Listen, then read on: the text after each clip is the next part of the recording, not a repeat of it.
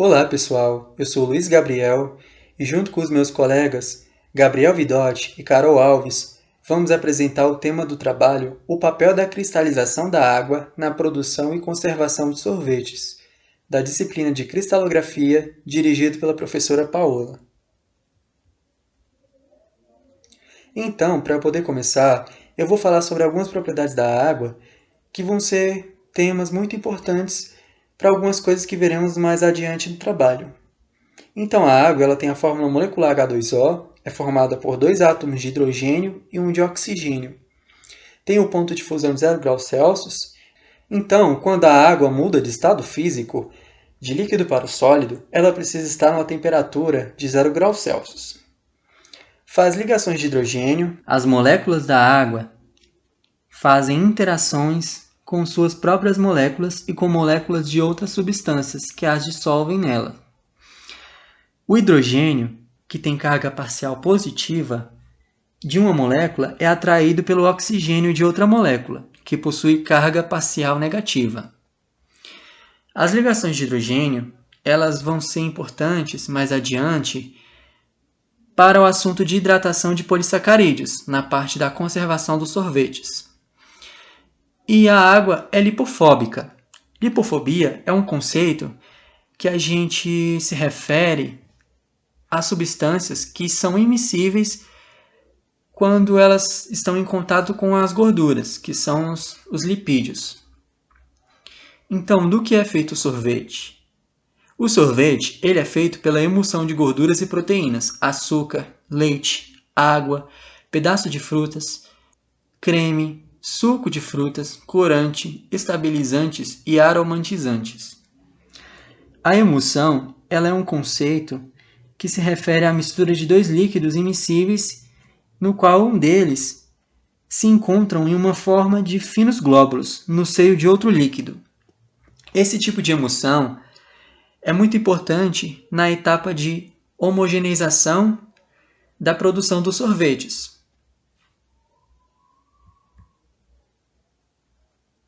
Cristalização da água. A cristalização é a formação de uma fase sólida organizada em uma solução. Então, a cristalização inicia-se com a mudança de um estado físico da água de líquido para sólido, em que o sistema terá diminuição no grau de agitação das moléculas, devido à diminuição da temperatura e diminuição da entropia, que é a desordem molecular do sistema, que envolve nucleação e crescimento de cristais e organização molecular dos átomos. A nucleação iniciará quando a água se separar da solução supersaturada, da qual os íons, átomos ou moléculas se arranjam num padrão de um sólido cristalino, formando o local em que as partículas adicionais são depositadas à medida que o cristal cresce. A nucleação ela pode ser classificada em dois tipos. A primária, quando formada pela união de moléculas ou partículas que formam aglomerados e tem fase homogênea, e a nucleação secundária, na qual a presença de um cristal na solução supersaturada induz a formação de outros cristais que não se formariam em condições espontâneas. Essa organização, no arranjo simétrico da etapa de nucleação, denomina-se de retículo cristalino. O retículo cristalino é responsável pela definição na forma dos cristais. No caso da água, as suas moléculas se arranjam em estruturas hexagonais. Como vocês podem ver aqui na imagem, acima na direita, que mostra essa estrutura hexagonal da água, né? Em uma mudança de estado físico, na qual a temperatura do ambiente, saturação de vapor de ar e a velocidade de congelamento determinarão o tamanho dos cristais. Bom, então o tipo de ambiente, a presença da saturação de vapor e a velocidade de congelamento são cruciais para a formação dos cristais. Se a solução do sorvete, por exemplo, estivesse em um ambiente a menos 5 graus Celsius e em outro a menos 10 graus, a relação do tamanho desses cristais será diferente devido à diferença de temperatura e à velocidade de congelamento. Cristais que se formam em um longo período geralmente são maiores que aqueles formados em um intervalo de tempo mais curto. Além disso, cristais de gelo também podem ser formados nas nuvens, através da saturação de vapor de ar, envolvendo um processo denominado de agregação. Pela deposição de vapor de água nos cristais minúsculos, ocorre um choque de moléculas dos cristais, que logo após juntam-se uns aos outros para formar cristais maiores. O exemplo dessa formação são os flocos de neve. Então, pessoal, aqui nessa imagem mais acima, à esquerda, a gente tem um exemplo de um floco de neve.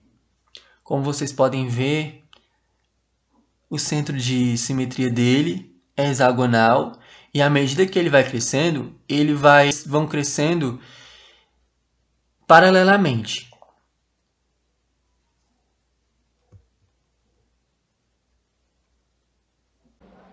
Olá, gente, tudo bem? Me chamo Caroline e eu vou falar sobre a história do sorvete. A história sobre a origem do sorvete são diversas, mas a mais aceitável é a que os chineses, por mais de 3.000 anos, produzem uma espécie de preparado à base de suco de frutas e neve, que eram consumidos durante o inverno. Há registros de que, na Europa, por volta do século I, os escravos eram enviados aos Alpes no intuito de coletar neve a fim de misturá-la com néctar de fruta, mel, vinho e entre outros ingredientes. Então, basicamente, os escravos iam aos Alpes, pegavam um recipiente, jogavam aquela neve lá dentro. Aí ficava aquela mistura de neve com água, aquela mistura semi-sólida. Mesmo assim, eles consumiam esse gelado. Com a Revolução Industrial e o aparecimento de técnicas de congelamento, surgiram as primeiras sorveterias artesanais na Europa e nos Estados Unidos. No Brasil, em 1834, foi produzido no Rio de Janeiro o primeiro gelado que utilizava gelo do transporte de navios. Em 1941, aparecem sorveterias que utilizavam o leite como a principal matéria-prima. Agora, as etapas do sorvete, da produção, né? O sorvete pode ter uma textura macia, mas antes disso ela passa por alguns processos e o primeiro processo é a mistura. Em uma máquina, que é chamada de pasteurizador, os ingredientes são jogados nessa máquina para o pasteurizador misturar. E os ingredientes são água, açúcares, gorduras, corantes, aromatizantes e laxínios. Depois disso, vem a pasteurização. É o processo utilizado para destruir micro-organismos que fazem mal à nossa saúde. O pasteurizador aquece a calda a uma temperatura onde o micro-organismo seja eliminado. Nessa máquina, o pasteurizador tem um acessório que ele mexe toda a pasta do sorvete, né, para ficar homogênea. A homogeneização, ela tem o objetivo de reduzir as partículas de gordura, para que a gordura esteja líquida, e esse processo pode ser junto com a pasteurização. Serve para a redução de glóbulos de gordura e para isso é preciso de uma fonte de agitação, uma forte agitação, né? Com isso, o sorvete pode obter uma textura mais suave e também reduzir a velocidade de derretimento.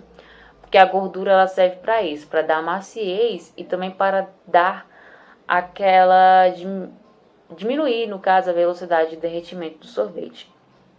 Ainda na máquina, se o sorvete não for resfriado depois disso tudo, o produto corre um grande risco de se tornar gelatinosa, aquela pasta, né, do início. E para garantir também que os micro-organismos não voltem à vida, né, para que eles sejam totalmente eliminados. O abatimento e o congelamento. Essa etapa tem a incorporação de ar e o congelamento da água é mais um congelamento parcial, né? Deve ser feito em temperaturas entre -7 graus e entre -6 graus. Esse processo é para obter as misturas que vão congelar e incorporar na pasta. O congelamento final. O congelamento do sorvete é entre 24 horas ou mais, dependendo da embalagem que o sorvete foi colocado e da quantidade de ar que foi incorporado. Nesse momento, a temperatura é muito importante para evitar que a água forme cristais de gelo muito grandes. Depois de todo esse processo, um sorvete já pode ser distribuído, né? Ele vai para um freezer a uma temperatura de menos 18 graus para sua distribuição.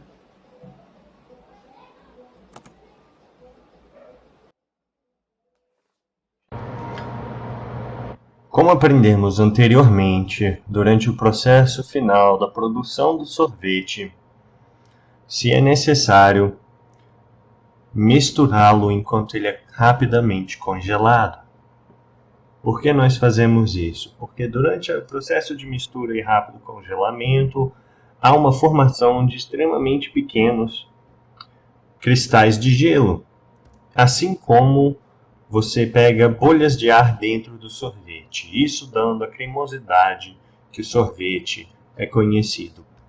Agora, devido a esses cristais de gelo pequenos e sua maior área para absorção de calor, se é necessário tomar muito cuidado no transporte e estocagem do sorvete. Por quê? Porque qualquer variação na temperatura vai descongelar esses pequenos cristais de gelo e recongelá-los de forma maior. Portanto, se é necessário e recomendado botar o gelo, transportá-lo numa temperatura de mais ou menos 18 graus negativos Celsius. Agora, por que nós precisamos manter os cristais de gelo do sorvete tão pequenos? Bem, basicamente, eles deixam a gordura melhor, que é muito comum ter gordura no sorvete, assim como ele não é perceptível mais no paladar humano quando ele é extremamente pequeno. Por que isso? Se você já deixou um sorvete descongelar fora da geladeira e botou ele de novo, você vai perceber que tem uma camada no fundo do pote feita só de água congelada. E que essa água congelada normalmente vai trazer com ela uma boa parte do gosto do gelo, do sorvete, fazendo com que ele tenha um gosto ruim após ter recongelado. Portanto, é recomendado sempre manter o sorvete gelado. Aqui estão meus colegas, foram com eles que eu produzi esse trabalho. Muito obrigado.